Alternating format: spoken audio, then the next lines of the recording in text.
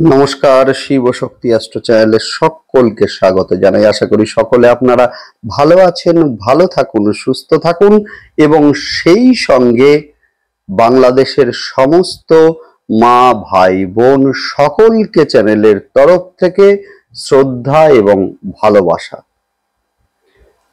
সহজেই আপনারা বুঝতে পারছেন যে আজকের ভিডিওর আলোচনার বিষয়টা কি হতে চলেছে। হ্যাঁ, একদমই ঠিক। বাংলাদেশের ওপরে আমার যে আগের ভিডিও রয়েছে সেই ভিডিওই আপনাদের রেসপন্স এবং সেই সঙ্গে আপনাদের ভালোবাসা, উজাড় করা ভালোবাসা, যার মাধ্যমেই আমি আপনাদেরকে কথা দিয়েছিলাম যে নেক্সট ভিডিও আমি কিন্তু নিয়ে আসব। যাই হোক, বাংলাদেশের ওপরে নতুন ভিডিও, নতুন অধ্যায় নিয়ে এলাম। সেটা হচ্ছে বাংলাদেশের পরিস্থিতি।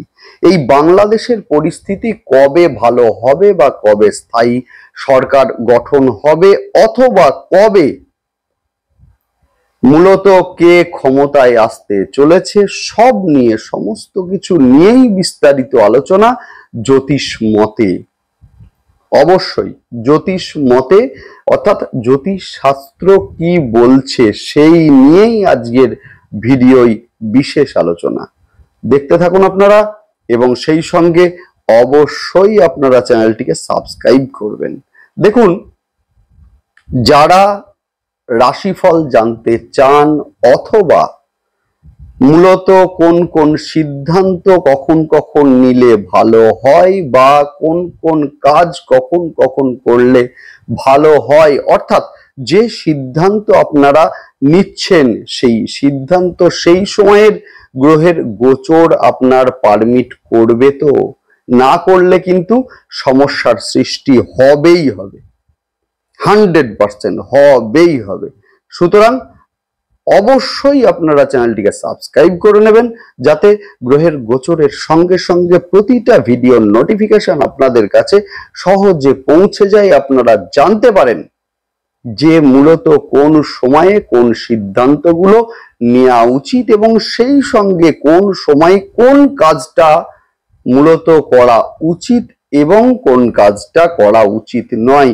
ডিটেলস আপনারা জানতে পেরে যাবেন। অবশ্যই সঙ্গে থাকুন এবং সেই সঙ্গে অবশ্যই আপনারা চ্যানেলটিকে সাবস্ক্রাইব করে নেবেন। বাংলাদেশ গাঙ্গেয় অববাহিকা অঞ্চলের মূলত দক্ষিণাংশ, যে অংশটাকে ভৌগোলিক বিচারে আমরা জলতত্ত্বের রাশি বলে চিহ্নিত করে থাকি।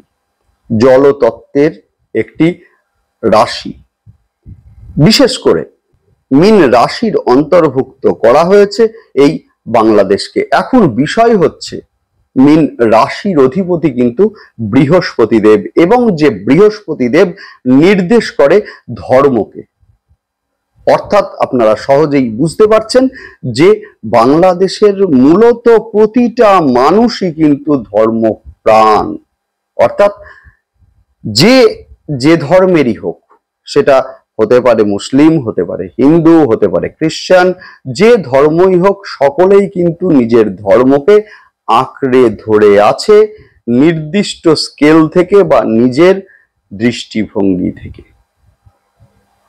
এইটাই হচ্ছে বৃহস্পতির বল। এখন বিষয় হচ্ছে সেই মীন রাশির অধিপতি বৃহস্পতি দেব, যিনি কিনা অবস্থান করছেন বর্তমানে বৃষ রাশিতে, এবং সেই সঙ্গে আমরা দেখব যে মঙ্গলদেব কিন্তু অলরেডি বৃষ রাশিতে গোচর করেছেন এবং সেখানে কিন্তু 27 তারিখ অর্থাৎ 27শে জুলাই তারিখে তিনি কিন্তু রোহিণী নক্ষত্রে অবস্থান করেছেন। সহজেই আমরা বুঝতে পারছি যে মিনে কিন্তু অবস্থান করছেন রাহু এবং সেই রাহুর দৃষ্টি কিন্তু পড়ছে কর্কটে এবং বৃশ্চিকে, অর্থাৎ প্রতিটি জলতত্ত্বের ঘরেই কিন্তু রাহুর দৃষ্টি বিদ্যমান। এখন বিষয় হচ্ছে এই যে বাংলাদেশের ভৌগোলিক অবস্থান, যে ভৌগোলিক অবস্থান বিচার করলে আমরা পাই মীন রাশি, অর্থাৎ গাঙ্গেয় অববাহিকার অংশ, যেটা মূলত মীন রাশির মধ্যে পড়ছে, জলতত্ত্বের মধ্যে পড়ছে, এবং সেই সঙ্গে জলতত্ত্বের অর্থাৎ আমাদের রাশি চক্রের মূলত 3টি জলতত্ত্বের ওপরেই কিন্তু রাহুর প্রভাব বিদ্যমান। এখন বিষয় হচ্ছে এই রাহু কে? রাহু হচ্ছে পরিবর্তন, রাহু হচ্ছে বিপ্লব। অর্থাৎ আমাদের এই নবগ্রহের মধ্যে রাহু একমাত্র যে হচ্ছে পরিবর্তন, যে হচ্ছে বিপ্লব। এখন বিষয় হচ্ছে আমরা গ্রহের গোচর যদি সূক্ষ্মভাবে আমরা পর্যবেক্ষণ এই মুহূর্তে করি, সেই ক্ষেত্রে দেখব যে মীনের অধিপতি বৃহস্পতিদেব মূলত তিনি যেমন বৃষ রাশিতে অবস্থান করছেন, একই সঙ্গে কিন্তু সেই বৃষ রাশিতে মঙ্গলদেব ঢুকে গেছেন বা গোচর করেছেন মূলত 4 জুলাই তারিখে দুপুর 12:13। এখন বিষয় হচ্ছে সেই মঙ্গলদেব কিন্তু 27 জুলাই তারিখে রোহিণী নক্ষত্রে গোচর করেছেন। এই যে রোহিণী নক্ষত্রে গোচর করলেন, যে রোহিণী নক্ষত্রের অধিপতি হচ্ছেন মূলত চন্দ্র, এবং সেই চন্দ্রের ঘর হচ্ছে মূলত কর্কট রাশি, অর্থাৎ সেই কর্কট রাশিতেও কিন্তু রাহুর নবম দৃষ্টি বিদ্যমান। এখন বিষয় হচ্ছে এই যে কর্কটের সঙ্গে মঙ্গলের যোগসূত্রটা স্থাপিত হলো এবং একই সঙ্গে কিন্তু বৃহস্পতি, মঙ্গল, রাহু, এই যে 3টে গ্রহের যোগসূত্র স্থাপিত হলো, যার ফলে কিন্তু রাহু হচ্ছে পুরাতনকে ঝেড়ে ফেলা, নতুনকে গ্রহণ করা, এবং সেই সঙ্গে মঙ্গলদেব হচ্ছেন প্রশাসন বা মূলত আর্মি বা যে কোনো দেশের পাহারাদার, যার ফলে কিন্তু একটা বিপ্লবের রূপ নিয়েছে। সেটা কিন্তু আমরা দেখেছি আগস্ট মাসেই। এখন বিষয় হচ্ছে মঙ্গল 20 অক্টোবর তারিখে গোচর করেছেন কর্কটে, এবং যে কর্কটের থেকে অষ্টম দৃষ্টি দিচ্ছেন কুম্ভে, যেখানে কিন্তু বর্তমানে শনিদেব বকরি অবস্থায় অবস্থান করছেন। অর্থাৎ এই শনিদেব হচ্ছেন জনগণ, অর্থাৎ শনিদেব মেনশন করেন হচ্ছে জনগণ, এবং সেই সঙ্গে মঙ্গল হচ্ছে মূলত প্রশাসন বা আর্মি বা দেশের পাহারাদার বা যোদ্ধা। সহজেই আমরা বুঝতে পারছি যে আর্মি বনাম জনগণ বা আর্মি, এই নিয়ে একটা মূলত পরিবর্তন, সেইটা কিন্তু বাংলাদেশের ক্ষেত্রে রূপরেখা স্থাপন করছে, নতুন রূপরেখা কিন্তু এই মুহূর্তে স্থাপন করছে। এখন বিষয় হচ্ছে শনিদেব বকরি আছেন এবং তিনি শতভিসা নক্ষত্রে অবস্থান করছেন, যে শতভিসার অধিপতি হচ্ছেন রাহুদেব। সুতরাং শনি হচ্ছেন জনগণ এবং সেই সঙ্গে মঙ্গল আর্মি এবং সেই সঙ্গে রাহু হচ্ছে পরিবর্তন। এই যে ভেঙে ভেঙে আলোচনা করছি আমি, যাতে আপনারা সহজে বুঝতে পারেন যে পরিস্থিতিটা কি হচ্ছে এবং পরিস্থিতিটা আপনারা মেলাতে পারেন, এবং সেই সঙ্গে মূলত পরিবেশটা কবে বদলাবে আপনারা খুব সহজে বুঝতে পারবেন। এবং আমরা দেখব যে আগামী 15 তারিখে মূলত 8:07 শনি কিন্তু শতভিসা নক্ষত্র ছেড়ে দিয়ে গোচর করবেন পূর্ব ভাদ্রপদ নক্ষত্রে মার্গী অবস্থায়। সুতরাং এই যে রাহুর নক্ষত্রকে ছেড়ে দিচ্ছেন শনি, যার ফলে কিন্তু এইবার এই অস্থির পরিস্থিতিটা কাটবে। অর্থাৎ এই যে 15 নভেম্বর 8:07, এর পর থেকে কিন্তু আস্তে আস্তে আস্তে আস্তে আমরা কাটতে দেখব যে কোনো বিশৃঙ্খল যে পরিস্থিতি, সেই পরিস্থিতি মূলত এইবার আস্তে আস্তে কাটবে। যে পরিস্থিতি যেখানেই সৃষ্টি হোক না কেন, সেই পরিস্থিতি আস্তে আস্তে মূলত কাটতে আমরা লক্ষ্য করব।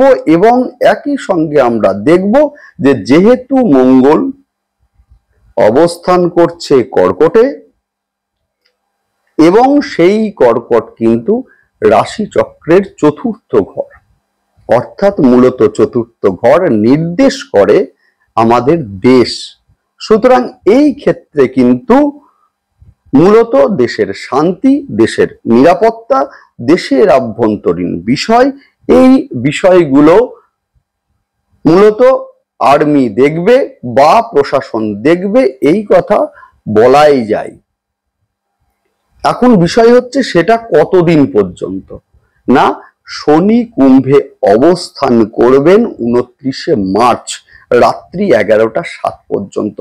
যখনই শনিদেব সেই জায়গা থেকে সরে যাবে, অর্থাৎ 29শে মার্চ রাত্রি 11টা 7 মিনিটে মীন রাশিতে যখন গোচর করবে, আলটিমেটলি তখন কিন্তু পরিবেশ অনেক ভালো হবে এবং আমরা একটি নতুন স্থায়ী সরকার বা যেই আসুক না কেন ক্ষমতায়, বা যেই থাকুক সেটা এই সরকার বা পরবর্তী সরকার, সেটা কিন্তু স্থায়ী হবে এবং জনগণের রায়েই গঠিত হবে।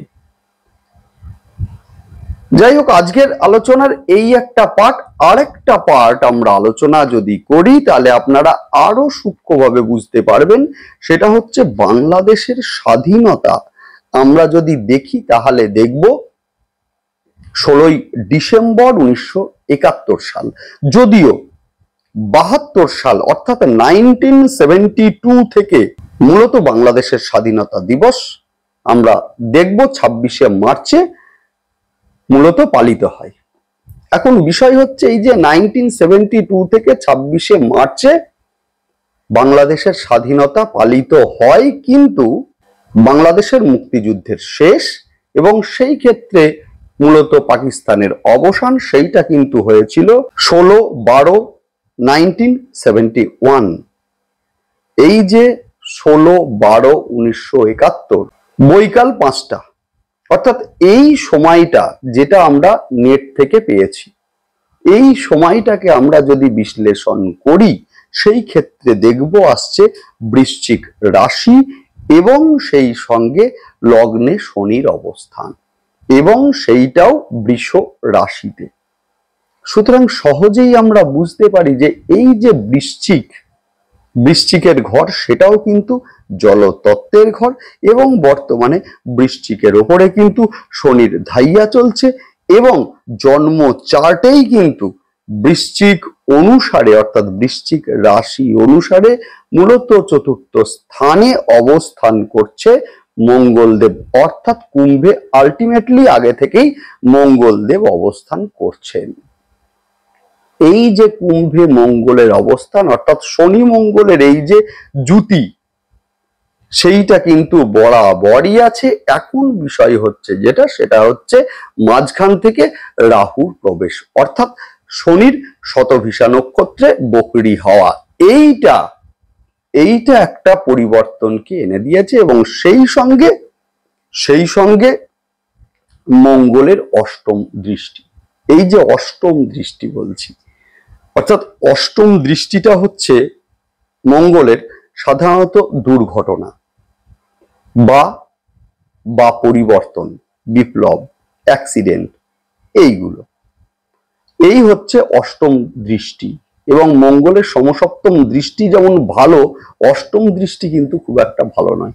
আবার মঙ্গল যদি ভালো অবস্থায় থেকে চতুর্থ দৃষ্টি দেয়, সেই ক্ষেত্রে কিন্তু গৃহ বা স্থাবর সম্পদ এগুলো হয়ে থাকে, অর্থাৎ কিন্তু চতুর্থ দৃষ্টি যথেষ্ট ভালো হয়ে থাকে, কিন্তু অষ্টম দৃষ্টি খুব একটা ভালো নয়। সুতরাং যাই হোক, এতক্ষণের আলটিমেট যে বিষয়টা এলো আমাদের সামনে সেটা হচ্ছে আগামী 15 তারিখের পর অর্থাৎ 15ই নভেম্বর 8টা 7-এর পর আস্তে আস্তে পরিবেশ ভালো হতে আমরা লক্ষ্য করব এবং 29শে মার্চ রাত্রি 11টা 7-এর পর আমরা দেখব যথেষ্ট ভালো অবস্থায় অবস্থান করতে, অর্থাৎ ভালো অবস্থা আসতে। যাই হোক, অবশ্যই আপনারা দেখতে থাকুন, পরপর সিরিজ আমি নিয়ে আসবো এবং মূলত এর পরে কারা ক্ষমতায় আসবে বা এই সরকারি থাকবে কি না ডিটেলস আলোচনা করব। দেখতে থাকুন আপনারা এবং সেই সঙ্গে বাংলাদেশের সমস্ত নাগরিক বৃন্দকে, মা ভাই বোন সকলকে আমার প্রাণ ভরা ভালোবাসা।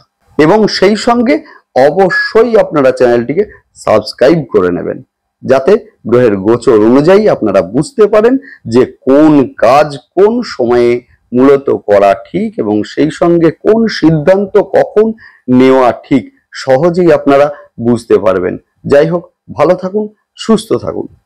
নমস্কার।